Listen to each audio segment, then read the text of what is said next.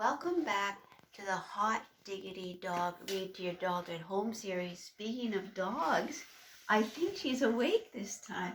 Are you going to listen? So Dory and I are ready to read to you from chapter 25, The Adventures of Humboldt, right? Hop on board.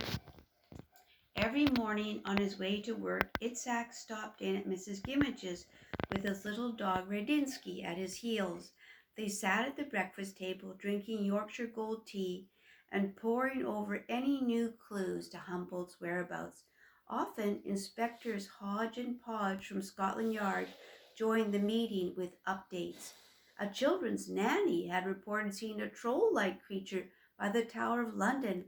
Inspector Podge was immediately dispatched with his magnifying glass and fingerprint powder, but discovered only one wiry hair.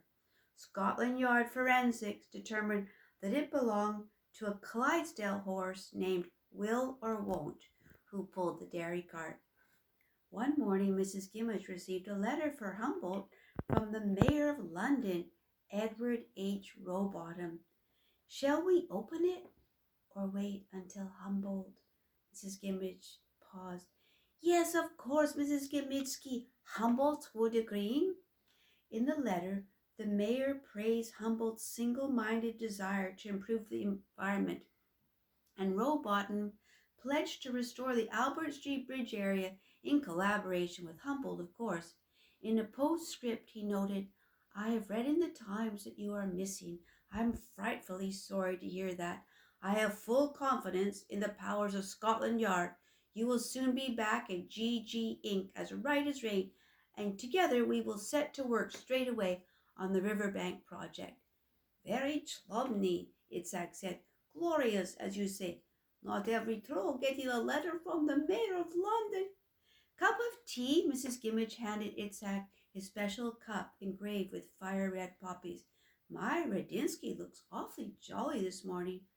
Raddinsky bobbed up and down in his usual spot in the kitchen. His tail waved like a hummingbird orchestra. Izaak patted the dog's scruffy brown hair. "What is it you're telling us, Raddinskyvich?" The little dog started to cough and sputter.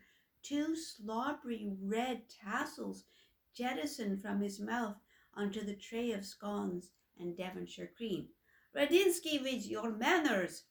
"No, Izaak, look! Those are from Humboldt's nightcap!" Delirious with joy, Mrs. Gimmage jumped up and clutched the tassels to her cheek. She gave them a sniff. "They're Humboldt's, no mistake about that." "Where did you find it, my dobre pieshki, my sweet puppy? Where? Tell us." The dog barked and jumped up and down like popcorn popping. "Can you lead us to Humboldt?" Mrs. Gimmage entreated. She hugged Raddinsky with excitement. "Did you see him?" Raddinsky jumped higher. "All right, Raddinsky." Izaak put the leash on the dog. "Take us to Humboldt." Raddinsky tore off down the street with Izaak and Mrs. Gimmage puffing behind him. They finally arrived at a park near Mulberry Lane. Raddinsky plopped himself down by a mountain ash tree and lay there panting. "Dobre pieshk," Izaak said. "This is the place. Humboldt must have been in this very spot, maybe just yesterday in the night." They glanced at the narrow brick houses facing the park to see if anyone might be watching at a window. In all the windows, the lace curtains were drawn tight. Mrs. Gimmage looked up the cobblestone streets leading to the park. Izaak noted the rows upon rows of drab gray buildings blurring into London's gray sky. Where was their beloved Humboldt? Chapter 26. Bone weary, his fur mottled with tears, Humboldt collapsed on his ratty mattress. He desperately longed for Plouf's company. He had made an opening in the window by cutting out a chunk of putty with the sharp edge of his suspender buckle. The chunk could be quickly replaced should the Baba Yaga show up. At last he nodded off while watching for Plouf. Just past midnight, strange singing woke him from his tossing and turning. "Plouf? No, the singing was coming from the living room. Humboldt opened his door and saw through the darkness the Baba Yaga lit up by the hairy wombat lamp. Grotesque shadows flickered on the dank walls.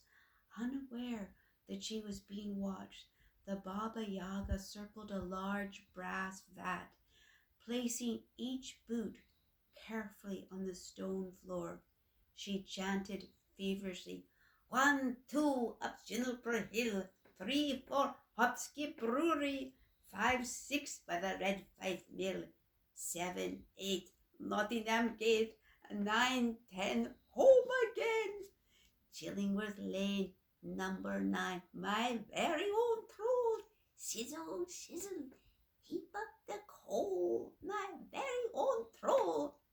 Stepping higher and faster, she repeated the dance. She went on and on, spinning giddily with each verse.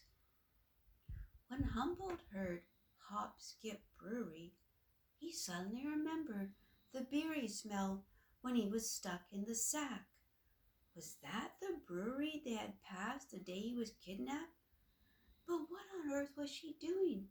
He'd never seen her dance before. Very strange. Nottingham Gate, but that was where Mrs. Gimmage bought her codfish and chips. Was the Baba Yaga retracing the route of Humboldt's abduction? Yes, that was it. Humboldt was ecstatic. He scribbled frantically the sequence of steps onto 3 bean labels. Now what? How would he ever get the message out? He removed the chunk of plaster from the window and pressed his mouth to the opening. Please help me get free, he whispered into the night air. Please, please. In the distance, he heard the creak of a child's swing, rocking steadily under the wintry moon.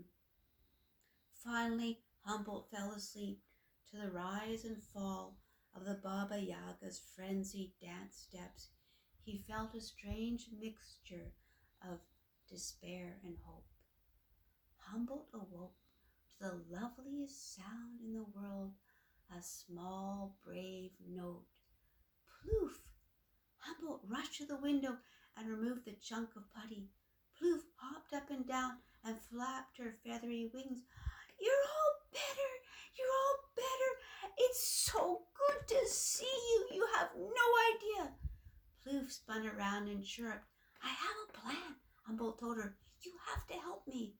He whispered his plan to his little friend. Ploof's nutmeg brown eyes grew wider and wider. Can you do it? Humboldt asked. Ploof hopped 3 times. Humboldt rolled up the bean labels and Ploof gripped the note in her beak. Be safe, Humboldt implored. Don't let anything happen to you, Ploof. Promise? Ploof bumped her head gently against Humboldt's paw. Then, with her tiny package, she flew bravely, swiftly toward her destination. Time was running out for her poor friend Humboldt. She must do everything in her power to help him. Never had she been on such a vital mission. And that's the end of chapter 26, and we'll see you next time. Hop on board the Adventures of Humboldt. Thanks for listening.